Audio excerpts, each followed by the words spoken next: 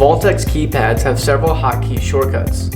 With your Slider series safe, you can adjust nearly every setting right from the keypad. You can quickly check the battery levels by pressing and holding the 5 key. The keypad will light up sequentially, indicating the approximate battery level. If the 1 key blinks red, the battery is low and time to recharge.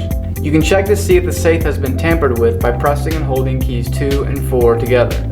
If the number 3 turns green, no tampering has occurred.